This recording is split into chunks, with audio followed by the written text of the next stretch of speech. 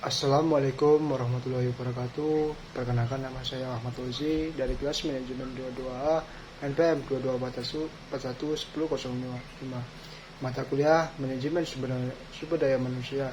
Di sini saya akan menjelaskan sedikit tentang materi penarikan SDM. Pengertian penarikan SDM. Penarikan SDM atau rekrutmen adalah proses pencarian dan pemikatan para calon karyawan atau pelamar yang mampu untuk melamar sebagai karyawan. Proses ini dimulai ketika para pelamar dicari dan berakhir bila lamaran-lamaran atau aplikasi mereka diserahkan. Tujuan dari penarikan SDM antara lain adalah untuk mendapatkan sejumlah calon tenaga kerja yang berkualitas untuk jabatan atau pekerjaan utama di lingkungan suatu organisasi atau perusahaan. Selain itu, penarikan SDM juga bertujuan untuk menjalin hubungan baik dengan lingkungan masyarakat di sekitar perusahaan. Rencana SDM merupakan salah satu faktor yang perlu dipertimbangkan dalam proses penarikan dengan merinci persediaan, keterampilan, rencana latihan, dan pengembangan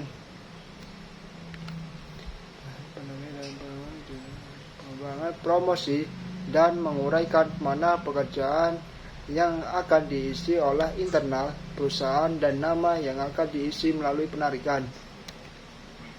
Pengertian penarikan SDM menurut para ahli.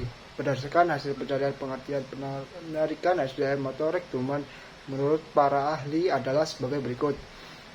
Menurut Mahyudi 2015, sumber daya manusia adalah salah satu faktor yang sangat penting, bahkan tidak dapat dilepaskan dari organisasi. Pengertian sumber daya manusia secara mikro adalah seseorang yang bekerja, berpartisipasi, serta menjadi anggota suatu perusahaan atau organisasi dan biasa disebut sebagai karyawan, pekerja, tenaga kerja, dan lain sebagainya. Menurut Sinambela dalam Nur Hasanah 2019, rekrutmen adalah proses penarikan individu sesuai dengan kebutuhan pada waktu yang tepat, jumlah memadai, dengan kualifikasi yang ditentukan, dan mendorong mereka untuk melamar kerja ke organisasi. Lanjutnya, rekrutmen adalah serangkaian proses yang dilakukan untuk mencari pelamar kerja dengan kemampuan, keahlian, dan pengetahuan yang diperlukan organisasi guna memenuhi kebutuhan sumber daya manusia yang direncanakan organisasi. Menurut Bangun 2012, manajemen sumber daya manusia berkaitan dengan pengelolaan manusia melalui aktivitas-aktivitas organisasi dan fungsi-fungsi operasionalnya. Dengan demikian, manajemen sumber daya manusia dapat didefinisikan sebagai suatu proses perencanaan, pengorganisasian, penyusunan staf, penggerakan, dan pengawasan terhadap pengadaan, pengembangan, pemberian kompensasi, pengintegrasian, pemeliharaan, dan pemisah tenaga kerja untuk mencapai tujuan organisasi. Ada beberapa kegiatan pokok dalam penarikan tenaga kerja lain: menentukan kebutuhan tenaga kerja dalam jangka pendek dan jangka panjang, memperoleh informasi di pasar tenaga kerja, menentukan metode penarikan tenaga kerja secara tepat, menyusun program penarikan tenaga kerja secara sistematis dan terpadu yang berhubungan dengan kegiatan sumber daya manusia lain dan dapat bekerja sama dengan manajer lini dalam perusahaan. Dari ketiga sumber di atas dapat disimpulkan bahwa penarikan SDM atau rekrutmen adalah proses mencari, menemukan, dan menarik para calon karyawan yang memenuhi syarat dalam sejumlah dan sejenis yang dibutuhkan oleh organisasi pada waktu yang tepat dengan kualifikasi yang ditentukan, dan mendorong mereka untuk melamar kerja ke organisasi. Proses ini meliputi beberapa tahapan seperti menentukan kebutuhan tenaga kerja, memperoleh informasi di pasar tenaga kerja, menentukan metode penarikan tenaga kerja secara tepat, menyusun program penarikan tenaga kerja secara sistematis dan terpadu yang berhubungan dengan kegiatan sumber daya manusia lain, dan dapat bekerja sama dengan manajer lini dalam perusahaan. Selanjutnya yaitu tujuan penarikan sumber daya manusia. Penarikan sumber daya manusia atau rekrutmen adalah proses pencarian dan pemilihan para calon karyawan yang berkualitas untuk jabatan atau pekerjaan utama di lingkungan suatu organisasi atau perusahaan. Tujuan dari penarikan sumber daya manusia adalah untuk memperoleh karyawan yang berkualitas dan sesuai dengan kebutuhan organisasi atau perusahaan.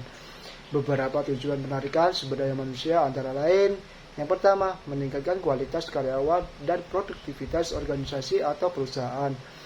Yang kedua, menjalin hubungan baik dengan lingkungan masyarakat sekitar perusahaan. Yang ketiga, mempengaruhi pelamar menerima tawaran pekerjaan yang mereka terima. Yang keempat, sebagai sarana pertukaran informasi. Selain itu, terdapat beberapa alasan yang mendorong suatu organisasi melakukan penarikan sumber daya manusia, seperti berdirinya organisasi baru, adanya perluasan kegiatan organisasi, terciptanya pekerjaan dan kegiatan baru, dan lain sebagainya. Namun, terdapat pula kendala dalam proses penarikan sumber daya manusia, seperti permintaan jabatan yang sulit dipenuhi, biaya yang tinggi, dan lain sebagainya.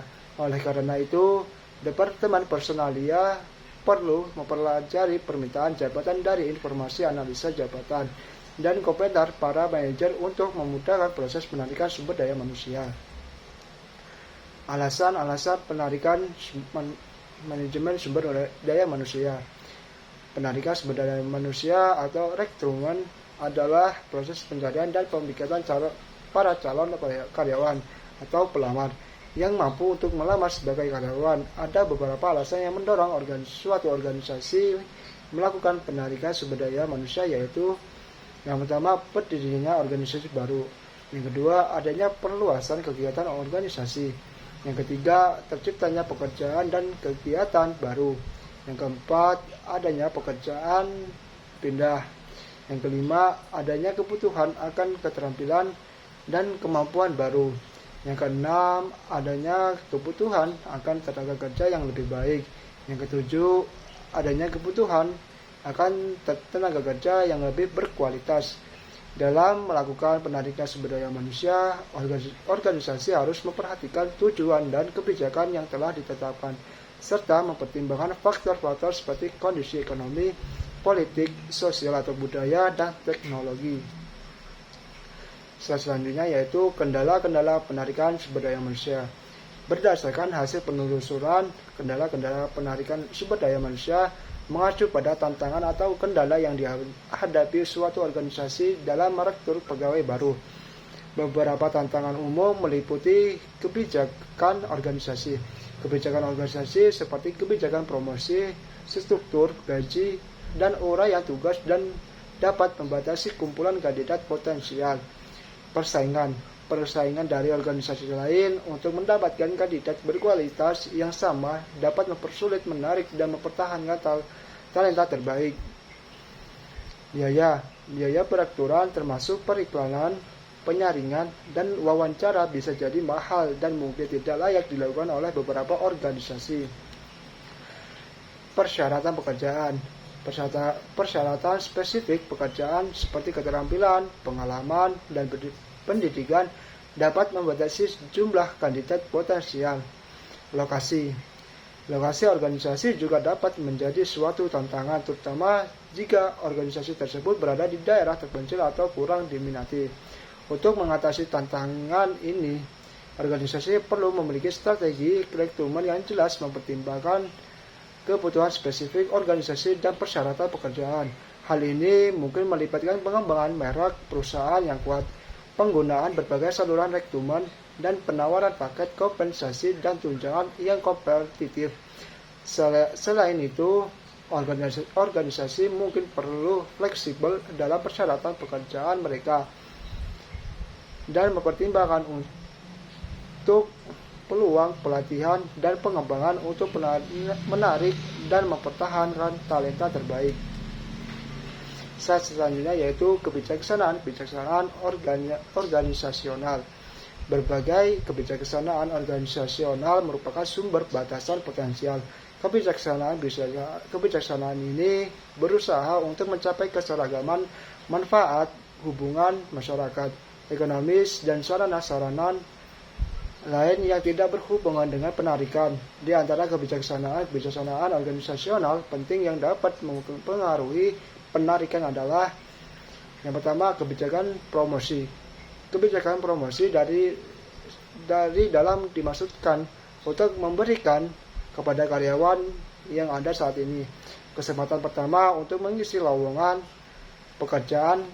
Kebijaksanaan ini akan meningkatkan moral dan partisipasi karyawan serta membantu kegiatan pemeliharaan para karyawan. Yang kedua, kebijaksanaan kompensasi. Kendala umum yang dihadapi oleh pelaksana penarikan adalah kebijaksanaan penggajian atau pengupahan. Sebuah organisasi biasanya menerapkan rank upah untuk setiap pekerjaan yang berbeda. Yang ketiga, kebijaksanaan status karyawan. Tidak sedikit perusahaan memiliki kebijaksanaan penerimaan karyawan dengan status honorer, musiman atau sementara, atau part-time. Meskipun minat pelamar terhadap tipe status penerimaan seperti ini semakin tinggi, kebijaksanaan tersebut dapat menyebabkan perusahaan menolak karyawan berkualitas yang menginginkannya status kerja penuh waktu atau full-time. Yang keempat, kebijaksanaan penerimaan tenaga lokal. Perusahaan bisa saja memiliki kebijaksanaan untuk menarikan tenaga lokal di mana perusahaan berlokasi dan beroperasi. Prioritas penarikan ini biasanya dimaksudkan untuk lebih melibatkan masyarakat dan menjalin hubungan baik dengan masyarakat sekitar.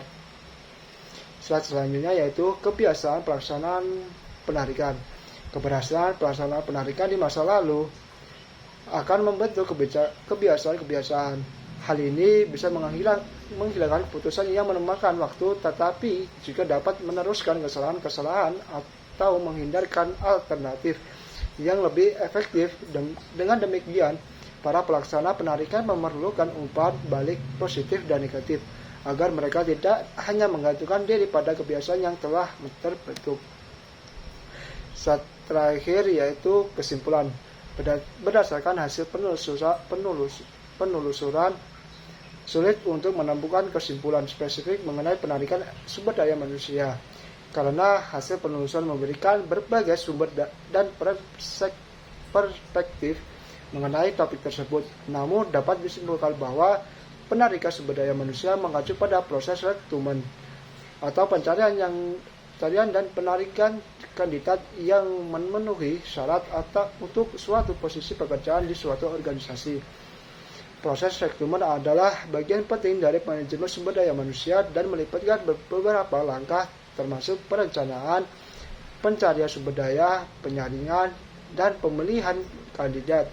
Keberhasilan proses rekrutmen dapat diukur dari kinerja pegawai yang direktur dalam menjalankan tugas dan tanggung jawabnya. Sekian dari saya. Wassalamualaikum warahmatullahi wabarakatuh.